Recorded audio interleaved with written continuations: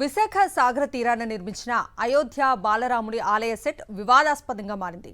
భక్తుల నుంచి డబ్బులు వసూలు చేయటాన్ని స్వామీజీలు తీవ్రంగా ఖండించారు. దేవుని పేరు చెప్పి వ్యాపారం చేయటం మంచి పద్ధతి కాదన్నారు. సీతారాముల కళ్యాణాన్ని ఉచితంగా తిలకించేందుకు భక్తులకు అవకాశం కల్పించాలని డిమాండ్ చేశారు. దేవుని పేరుతో జరుగుతున్న అక్రమాలన్నీ కూటమి నేతలకు కనిపించడం లేదా అని నిలదీశారు. దీనిపై మరింత సమాచారం మా ప్రతినిధి నాయుడు అందిస్తారు.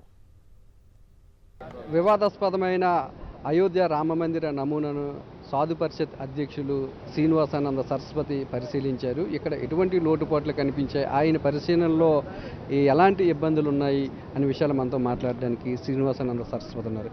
సార్, ఇక్కడ ఈ నమూనాను మీరు దగ్గరుండి పరిశీలించిన తర్వాత మీకు ఏం తెలిసింది సార్? చాలా నమూనా అయోధ్య రాముణ్ణి బాలరాముణ్ణి తీసుకొచ్చి ఇంత చక్కని సెట్ వేసి సామాన్యులకి, అలాగే మహిళలు, లేకపోతే వృద్ధులు, ఇలాంటి వాళ్ళందరికీ దర్శనం చేయించడం మంచిదే.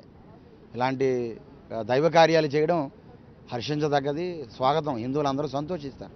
కానీ దేవుడి సెట్ వేసాం కదా, దేవుణ్ణి దర్శనం చేసుకోరని టికెట్ అని దేవాదాయ శాఖ ఇప్పటికే దేవుడు ఆదాయము, ధర్మము ఆదాయమే, ఎండోమెంట్, దేవుళ్ళని వ్యాపార కేంద్రాలకు చేశారనే అపవాదు ఉంటే మరొక పెద్ద అపవాదు ఇక్కడ విశాఖపట్నంలో అయోధ్య రాముణ్ణి అసలు అక్కడ విఐపి దర్శనాలు ఏమి ఉండవు. మన ఆంధ్రప్రదేశ్, తెలంగాణ లాగా అందరూ సమానమే.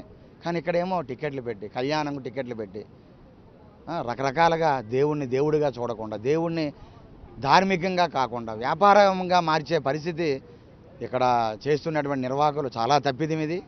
హిందూ సమాజం ఇటువంటి చర్యలను ఖండిస్తుంది. దేవుణ్ణి వ్యాపార వస్తువుతో ఎట్టి పరిస్థితుల్లో ముడిపెట్టకూడదు. ఇటువంటి కార్యక్రమం చేసినటువంటి నిర్వాహకులపైన అసలు పెర్మిషన్లు ఎలా ఇచ్చారు? మీరు టికెట్లు పెట్టి అన్నీ చేసేటప్పుడు దేవాదాయ శాఖ అధికారులు కానీ ప్రభుత్వ యంత్రాంగం ఏం చేస్తుంది? అసలు ప్రభుత్వ యంత్రాంగం వైఫల్యం కాదా ఇది? ఇన్ని లక్షల మంది వచ్చి దర్శనం చేసేటప్పుడు టికెట్ ఎందుకు పెడుతున్నారయ్యా, మీరు మాకు ఇచ్చిన కండిషన్స్ ఏంటి, మీరు ఎలా చేస్తున్నారు అని ఆ రోజు ప్రారంభించిన నాయకులు అందరూ వచ్చారు, కూటమి నాయకులు అందరూ వచ్చారు. ఆ రోజు అడగాలి కదా, మీరు ఎలా చేయాలనుకుంటున్నారు, మీ విధి విధానాలు ఏమిటి? అవన్నీ అడగకుండా ఏదో ఓపెనింగ్ చేసి తూతూ మంత్రంగా చేసేస్తే ఈ నిర్వాహకం ఎలాగే ఉంటుంది. కాబట్టి ఇది చాలా దారుణం. ఖచ్చితంగా దోషుల్ని శిక్షించాల్సిందే. కోట్ల మంది భారతీయుల మనోదైవం శ్రీరాముడు. అలాంటి శ్రీరాముడిని ఈరోజు నమూనా పేరుతోనో, మోడల్ పేరుతోనో, ఇంకొక పేరుతోనో ఇక్కడ దేవాలయం పేరుతో ఏర్పాటు చేసి భక్తుల దగ్గర నుంచి, సందర్శకుల నుంచి లక్షలాది రూపాయలు, కోట్లాది రూపాయలు వసూలు చేయడం అనేది ఖచ్చితంగా హిందూ ధర్మానికి అపరిష్ట పాలు చేస్తుంది. అందులో ఎటువంటి సందేహం లేదు. ఇటువంటి ఈ యొక్క కుట్రలో కానీ, ఈ కుంభకోణంలో కానీ, ఈ వ్యాపారాత్మక ధోరణిలో కానీ, ఎటువంటి భక్తిభావం ముసుగులో ఎటువంటి వ్యక్తులైనా సరే, ఆ రాజకీయ నాయకులు అవనయండి, ఏ రాజకీయ పార్టీ చెందిన సరే ఖచ్చితంగా తమ నిర్ణయాన్ని మార్చుకోవాలి. గతంలో చేసిన తప్పుని సరిపుచ్చుకోవాలంటే వెంటనే తొలగించాలి.